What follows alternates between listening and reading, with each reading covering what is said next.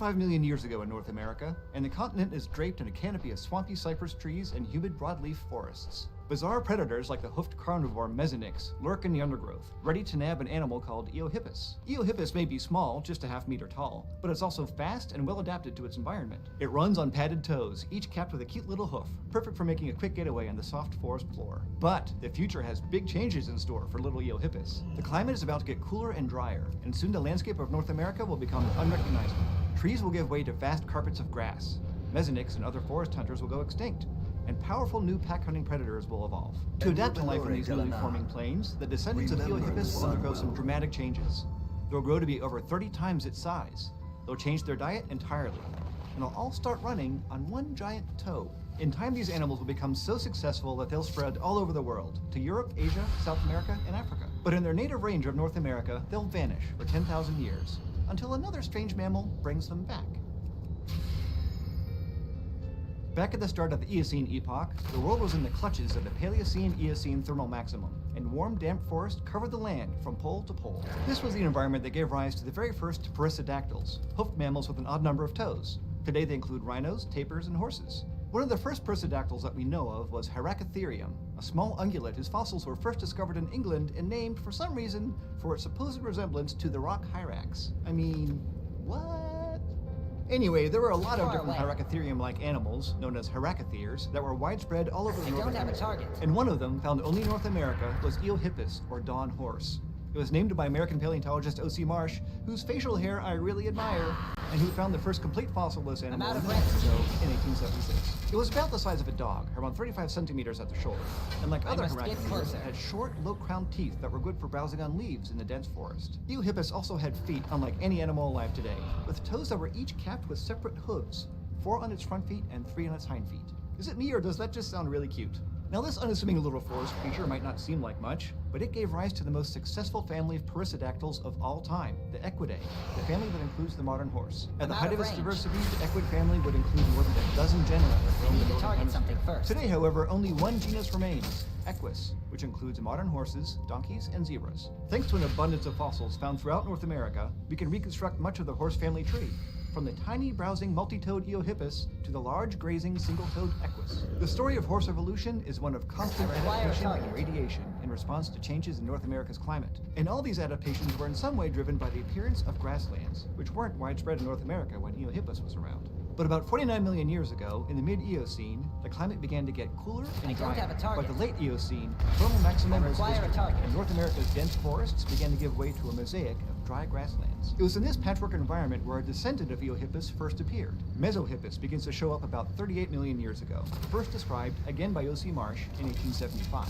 And in very short order, at least geologically speaking, one lineage of Mesohippus quickly diversified into yet another genus, Meohippus, within about 3 or 4 million years. So Mesohippus and Meohippus roamed the continent together at the start of the Oligocene. But they were both different from Eohippus in some important ways, showing that they were starting to adapt to North America's changing landscape. For one thing, they both had more molars than Eohippus did, and their teeth had higher crests for grinding more fibrous, abrasive food, like grass. Both were also slightly larger than Eohippus and with longer legs. Mesohippus weighed about 23 kilograms, while Meohippus averaged about twice that. And both had lost their 4th front toe, while their middle toe had grown larger and was bearing more weight. By the mid-Oligocene, the smaller Mesohippus had disappeared, but their larger Meohippus survived and radiated into many different species that flourished in the following epoch, the Miocene. By this time, the mosaic of swamps, forests, and grasslands wasn't really a mosaic anymore. The forests and marshes had given way to wide stretches of dry, open prairie. And one of the most important likely descendants of Meohippus was an equid that was even better adapted to life on the plains, Parahippus. Paleontologists have been able to learn a lot about one particular species of this horse, Parahippus leonensis, thanks to a quarry in Florida where nearly 90 specimens have been found. It first appears in the fossil record about 23 million years ago, and its adaptations to prairie life went further than just having pointy molars. Namely, it was the first early horse to be a true hypsodont. That means that his teeth were not only really long, but they kept erupting out of the gums as they wore down to reveal new chewing surface. This proved to be a huge advantage for living on the plains, because if you're going to make a living by eating grass, which is really abrasive, then you need large teeth that could withstand a lot of wear. This adaptation helped Parahippus and its descendants take full advantage of North America's fastest growing niche. And by about 17 million years ago, the fossil record shows that a new distinct genus had evolved from the Parahippus lineage, called Merycops. And Merycops is another important benchmark in the evolution of the horse because it's the first true equine. Equines are the subfamily of equids that include modern horses, and like Merycopus, they all have important traits that earlier horses lacked. For one thing, Merycopus was a lot bigger. It stood about a meter tall, the height of a small pony, and it had the long head that we now think of as horse-like. And even more so than its ancestors, its legs were especially well adapted to running on hard ground. It stood on tiptoe, with all of its weight on 3 toes, supported by springy ligaments. Its leg bones were also longer, and the bones in the foreleg were fused together, making them stronger and able to withstand more force. With the help of these adaptations, equines like Merycopus were able to grow larger than forest-dwelling horses, reaching up to 450 kilograms. Now, being so big probably helped them deal with large Miocene predators,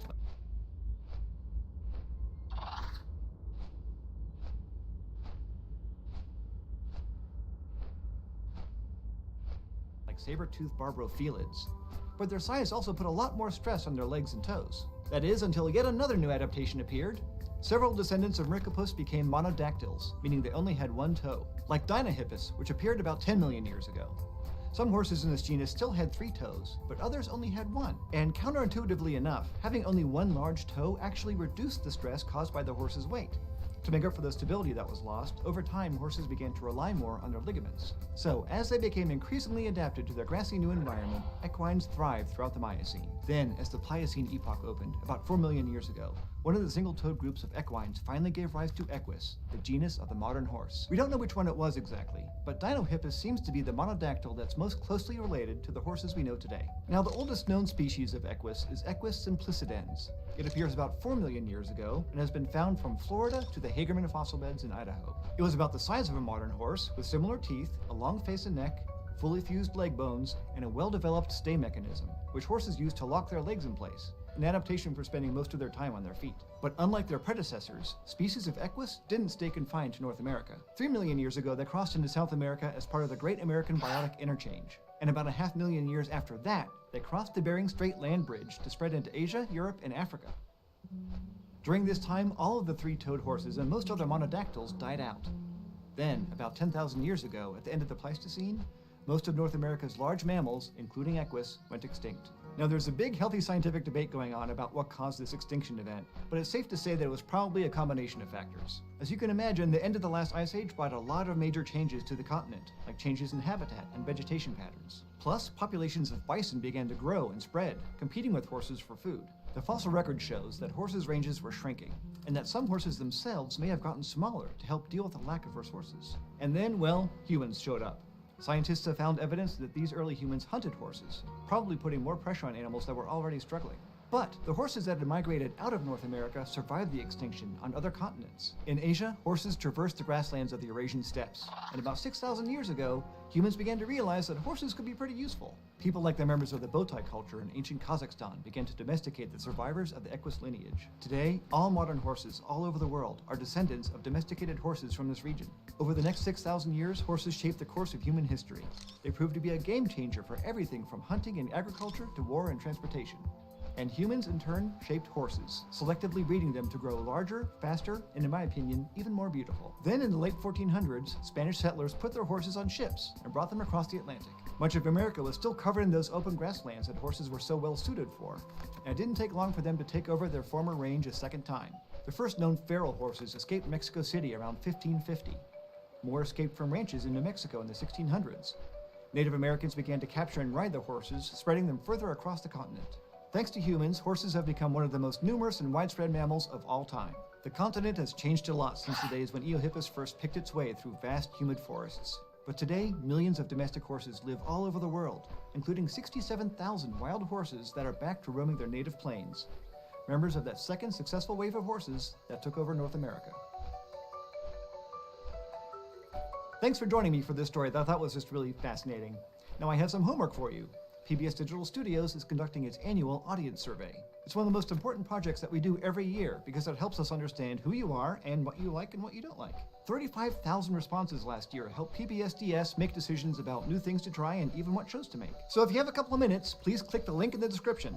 Plus, 25 random participants will receive a PBSDS t-shirt, and everyone loves free t-shirts. Now, as always, let me know what you want to learn about. Leave me a comment, and if you haven't already, go to youtube.com/eons and subscribe. And we want to thank our 2 eontologists, David Reed Rasmussen and Steve. Thank you so much for your support. If you'd like to join them, head over to patreon.com/eons and pledge for some neat and nerdy rewards.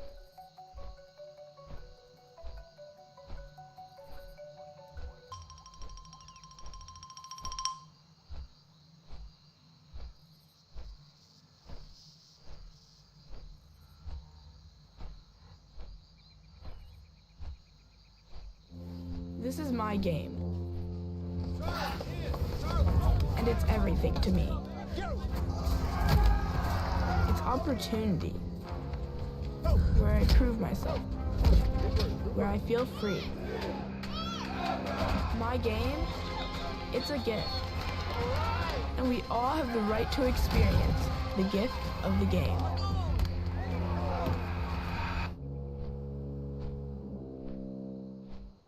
It's hard to believe that Mint Mobile can be good at just $15 a month. So, as Mint's new owner, I brought in one of our first and oldest customers, Wasim McNaby.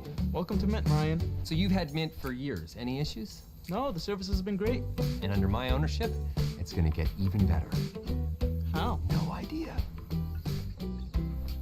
Still $15 a month though, right? Yep. How about Taco Wednesday? Nobody's done that before.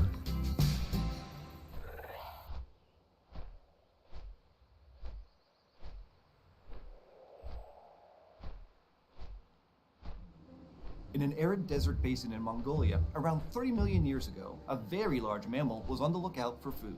Its preferred snack was the most succulent leaves at the tops of the highest tree branches, which it could reach with its exceedingly long neck. We call this animal Paraceratherium, and it was one of the largest land mammals to ever walk the earth. Now today, the biggest terrestrial mammal is the African elephant, but Paraceratherium was no elephant. It was actually a kind of rhinoceros, though you probably couldn't tell by looking at it.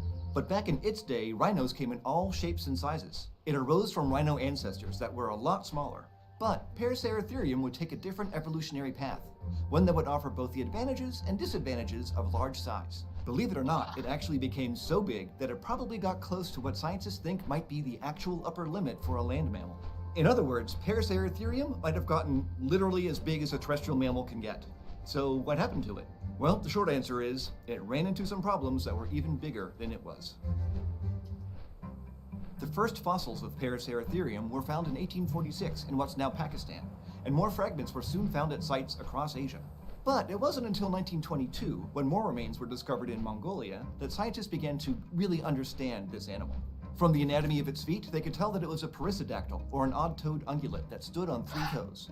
Perissodactyls today include animals like horses, tapirs, and rhinos. But how did they figure out that this big, weird-looking thing was actually a rhino? Well, just like a walrus can still be a walrus, even if it doesn't have tusks, which was news to me, it turns out that it's not the horn that makes a rhino a rhino.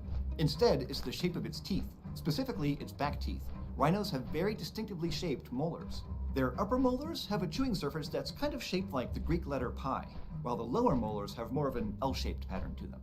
And Paraceratherium had exactly these kinds of patterns on its molars.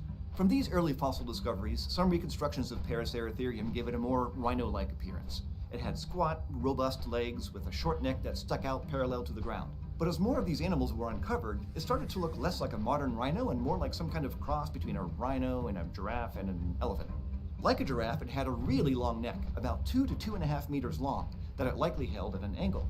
And like modern elephants, and even sauropod dinosaurs, it had thick column-like legs to support its heavy build. But the proportions of those legs were very different. In elephants and sauropods, as those animals got larger throughout their evolution, their humerus and femur grew longer, while the other bones in their forelimbs, hind limbs, and feet became shorter, more compressed, or even fused together.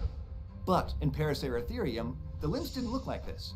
Its humerus and femur were shorter, and its lower limb bones were longer, more like the legs of other ungulates. And these proportions were similar to those of its ancestors, which were better built for speed.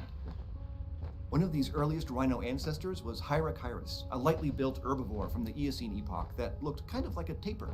And like Paraceratherium and modern rhinos, it had those characteristic pie-shaped and L-shaped molars. From Hyracheirus would come 3 families of rhinos, the group that would lead to our modern horned rhinos, a now extinct amphibious hippo-like group, and the group that would eventually lead to Paraceratherium.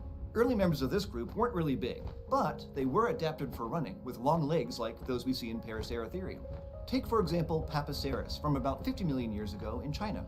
It was around the size of a dog and used its long legs to escape predators. But it wouldn't be long before these running rhinos started to get bigger. For example, Juxia from the late Eocene epoch of China was about the size of a horse. It also had a longer neck, probably to help it browse in places other mammals couldn't reach. And by the start of the Oligocene epoch, about 35 million years ago, giants like Paraceratherium measured a whopping 4 to 6 meters tall at the shoulder and around 7.5 meters long.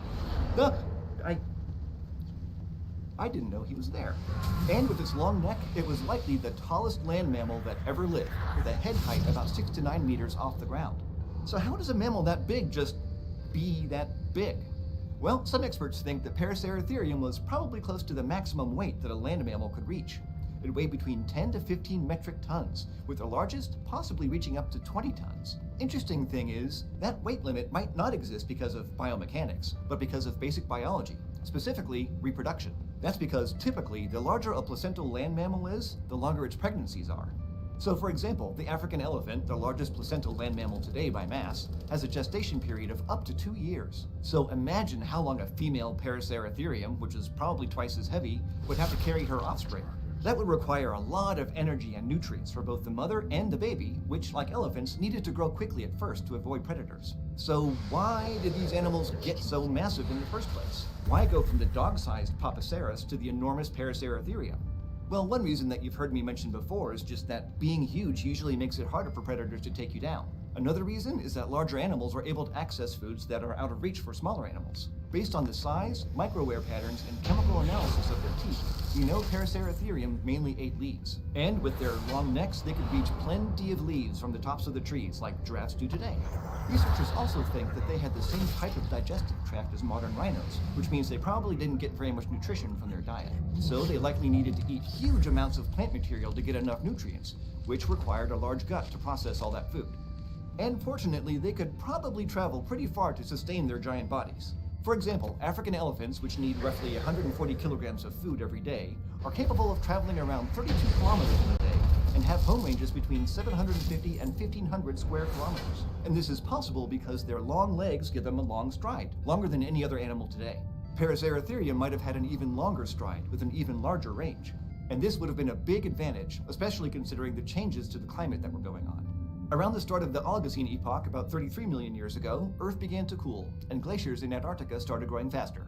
This cooling trend continued into the early Miocene epoch, and expanded areas of semi-arid climate with more shrublands, dunes, and savannas, gradually replacing the tall trees that these animals preferred. But these climate changes actually didn't seem to have much of an effect on Paraceratherium, at least not directly. They were probably already used to harsh environments. But there was another unexpected factor that may have led to their extinction: the arrival from Africa of gomphotheres, some ancient relatives of elephants. Paraceratherium probably didn't compete with these newcomers directly. Instead, the gomphotheres helped accelerate the disappearance of the rhino's habitat. We know that as modern elephants graze, they can push down trees and greatly change the environment around them, turning woodlands into grasslands. Gomphotheres likely did the same thing, putting additional pressure on Paraceratherium as it left even less food for them to browse on. And this stress could have also made these ancient rhinos more vulnerable to disease and droughts. The start of the Miocene marked the end of these largest of the rhinos, with only their smaller cousins left behind. And it set the stage for the rise of a different group to take the crown. Those elephant relatives soon became the largest mammals on land, diversifying into niches previously occupied by the giant rhinos. And some of them reached enormous sizes too. In fact, some species, like Paleoloxodon, probably got heavier than Paraceratherium, and maybe even taller at the shoulder. But Paraceratherium still reigns supreme as the tallest mammal that ever was. Extra large animals need a particular combination of climate, resources, and space to exist. And these circumstances come and go as the planet warms and cools, and as new groups diversify and migrate across continents. But if modern rhinos and elephants, and even the whales that we know today, are any indication, it looks like getting big is a strategy that will never go out of style. Okay, now, do you want more Eons content? Then be sure to follow Eons on social media. You can find us on Instagram, Twitter, and Facebook. And you can join me on Instagram at Western Digs. Largest high fives ever, thank you, Callie, to this month's Eontologists: Sean Dennis, Jake Hart, Annie and Eric Higgins, John Davison-Ing, and Patrick Seifert. Become an Eonite by supporting us at patreon.com/eons. And remember, Eonites get perks, like submitting a joke for us to read. This week's is from Stephen O'Leary, and I've not read it before, so brace yourselves. Evolution gave the primates the opposable thumbs up. Why? And as always, thank you for joining me in the Konstantin Haase studio. If you like what we do here, subscribe at youtube.com/eons.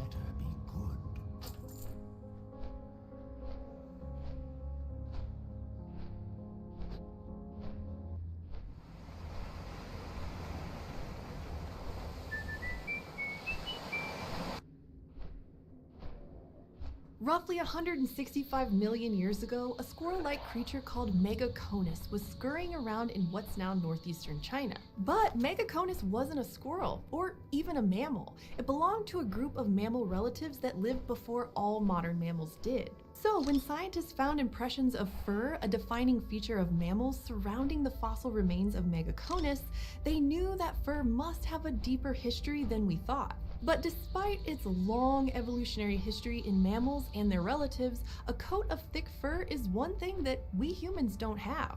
In fact, we're the only primate without it. So there must be a really good reason for why we roam around basically naked and unusually sweaty.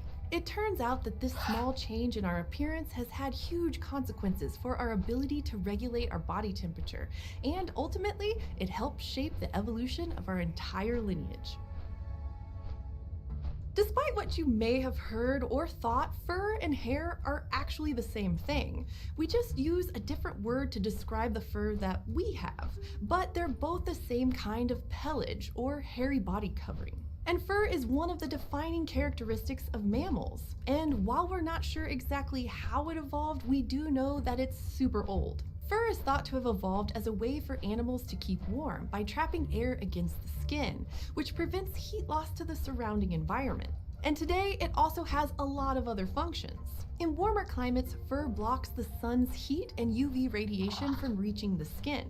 It can also act as camouflage, make animals appear larger when they're feeling threatened, and certain coloring patterns can even help keep bugs away. But fur can also make it more difficult to cool down. One way many animals lose heat is through panting or taking short, forceful breaths. When animals pant, heat from the insides of their mouths evaporates into the surrounding air, which cools down the blood in the veins of their tongue and cheeks. This cooled blood prevents their brains from overheating. But in hot climates, panting can't always keep up with how hot it gets, so many mammals have to rest in the shade during the hottest part of the day. To avoid this, some mammals also sweat a little. As sweat evaporates from the skin's surface, it takes some of the body heat with it, increasing the animal's ability to lose heat. But lots of sweating comes at the cost of losing more water, not really what you want if it's already hot. Plus, if sweat soaks the fur, then heat can't really escape anymore. So for most mammals, fur, combined with panting, shade, and a bit of sweating, usually cools them down just fine. But why don't we have fur? Why did our lineage develop super sweaty bare skin exposed to the elements only to cover ourselves up again anyway? The answer might actually lie in another aspect of human oddness, the evolution of bipedalism, and often one big change can lead to another. When our early relative Australopithecus came onto the scene in East Africa some 4 million years ago, we started to see major changes in how hominins moved around. Fossils of hip bones, femurs, and foot bones show that these hominins were able to walk on 2 legs, but the bones of the fingers and shoulders show that they also spent some time in the trees. It wasn't until our genus Homo emerged around 2 million years ago that we became fully committed to walking bipedally. And around 1.8 million years ago, Homo erectus took it a step further. Its tall stature, long limbs, and bowl-shaped pelvis, which we humans have today, gave Homo erectus a more ideal running body compared to those shorter, stockier hominins that had come before. And some scientists think this ability to run allowed Homo erectus to hunt using an uncommon method called persistence hunting, or chasing prey until it collapses from exhaustion. In fact, by calculating the amount of water that humans lose when they engage in persistence hunting, a group of anthropologists recently found that Homo erectus could have hunted for over 5 hours straight without needing a water break. And we carry on that legacy today. We're the only living primate that can engage in persistence hunting. And I say we loosely because I definitely can't do that, but it is possible. Now, for Homo erectus and later hominins who may have been persistence hunting on the open savannas during the Pleistocene epoch, they could have been at risk of overheating. And it's this connection between how we move and how hot we get that has led many scientists to suggest that our locomotion was connected to our loss of thick fur. Hominins with less fur could sweat more efficiently, which would cool them down much faster without having to take breaks in the shade and lose valuable hunting time. Until recently, though, these experts found themselves in a chicken and the egg scenario. Did we lose the fur first, or did we start running first? Was Australopithecus hairless, or was Homo erectus still hairy? This is where fossils aren't much help anymore. So rather than trying to figure out when being furless would have been beneficial, a group of scientists tried to figure out when fur would have still been necessary for survival. Remember that fur is a great insulator. Even mammals living in hot climates have fur, which comes in handy when the temperatures drop at night. By looking at the environments Australopithecus lived in and how many calories they probably consumed and lost in a day, these scientists found that they couldn't have survived being hairless at night. Without controlled fire, which doesn't show up in the fossil record until millions of years later, they just wouldn't have been able to generate enough heat to keep up with what they would have lost without fur. So this tells us that Australopithecus probably still had a considerable amount of fur until they disappeared from the fossil record around 2 million years ago. This means that extensive fur loss occurred at some point within our genus, Homo. And DNA evidence from our own skin can help us pinpoint when that happened. Human skin comes in a variety of shades, which are thought to reflect genetic adaptations to UV radiation from the sun. Darker skin is better protected from this radiation than lighter skin. That's why many people with ancestry from places near the equator, where the sun strikes the earth at a higher angle, have darker skin than people with ancestry from farther away. Now, this protection wouldn't have been necessary if we had fur, because fur acts as a barrier to UV rays. We can even see this in other primates. Under their fur, their skin is lightly pigmented, but skin that's regularly exposed to the sun becomes darker over time. This means that if a hominin species did have dark skin, it must have already lost its fur. One study published in 2004 showed that a gene variant associated Stream 85 plus channels and save up to $500 a year with YouTube TV. Try it free.